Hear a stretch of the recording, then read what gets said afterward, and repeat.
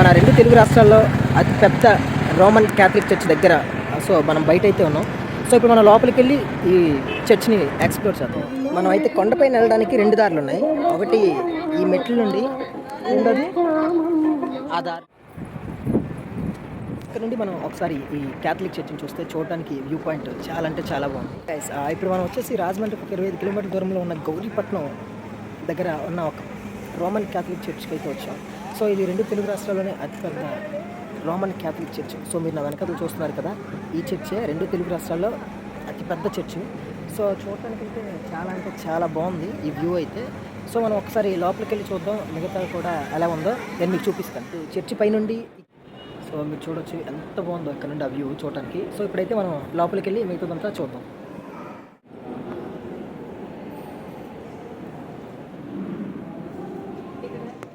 మనమైతే ఇప్పుడు చర్చ్ లోపల ఉన్నాం. సో మీరు నా వెనకాల చూడొచ్చు, చర్చ్ అని చాలా బ్యూటిఫుల్గా, చాలా అంటే చాలా అందంగా ఉంటుంది, చాలా బాగుంటుంది. సో వీడియో తీయకూడదని వాళ్ళు చెప్పారు, కానీ వాళ్ళు చెప్పిన అసలు వినం కదా. సో ఇప్పుడు ఇక్కడతో ఇది అయిపోయింది. సో ఇప్పుడు మనం బయటికి వెళ్ళి మిగతాది ఎక్స్ప్లోర్. మనం అయితే పార్క్లో ఉన్నాం ఇప్పుడు. సో మీరు నా వెనకాల చూడొచ్చు జీసస్ క్రైస్ట్ స్టాట్యూని. సో ఇక్కడ ఒక 20 అడుగుల స్టాట్యూ కనబడుతుంది. దాని పక్కనే సో మనకి 12 మంది శిష్యులు ఆయనతో ఉండేవారు కదా, వాళ్ళ స్టాట్యూస్ అయితే ఈ చివరి నుండి ఆ చివరి వరకు ఉన్నాయి. సో అన్నీ దగ్గరికి వెళ్ళి చూపించడానికి అవ్వదు కాబట్టి, వీడియో లెంత్ అవుతుంది కాబట్టి, సో మనం ఇప్పుడు ఇంకొక వేరే దగ్గరికి వెళ్ళి ఇంకొక సరైన విజిట్ చేయాల్సిన ప్లేస్లో ఈ రోమన్ క్యాథలిక్ చర్చ్. ఇది రాజమండ్రి నుండి ఒక 25 కిలోమీటర్ల దూరంలో ఉంటుంది. సో ఇప్పుడైతే మనం ఒక సైలెంట్ ప్రేయర్ రూమ్లో ఉన్నాం. ఇక్కడ చాలా నిశ్శబ్దంగా ఉంటుంది, చూడండి.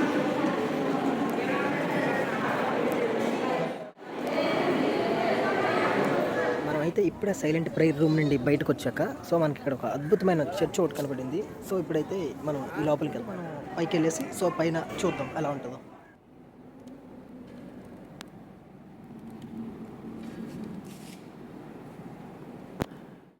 అయితే ఫొటోస్ తీయొద్దు, వీడియోస్ తీయొద్దు అని చెప్పారు, కానీ సో మనం అయితే తీయకుండా ఉండలేదు. మనం మళ్ళీ ఇంకో పార్క్లోకి అయితే వచ్చాం. ఈ పార్క్లో విశిష్టత ఏంటంటే, సో యేసుక్రీస్తు ఎవరు చంపారు, ఎలా చంపారు, ఆయన మళ్ళీ ఎలా తిరిగి లేచారు,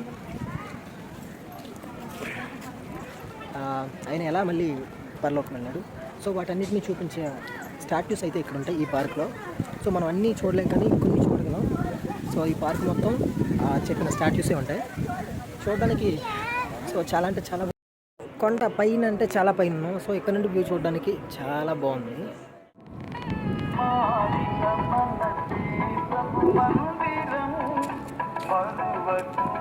సో ఇప్పుడు మీరు నా వెనకాతలు చూస్తున్నారు కదా, యేసుక్రీస్తు చనిపోయినాక ఎలా ఉంటారో అదే స్టాట్యూ ఇప్పుడు మన వెనకాతలు అయితే ఉంది. చూడటానికి మీరు చూసారు కదా, చాలా అంటే చాలా అంటే కొంచెం బాగుంది. సో ఇక్కడ నుండి ఇప్పుడు మనం వెళ్తే ఇప్పుడు కిందకి వెళ్ళాలి. సో కిందకి వెళ్ళాక మళ్ళీ మనం మాట్లాడాలి.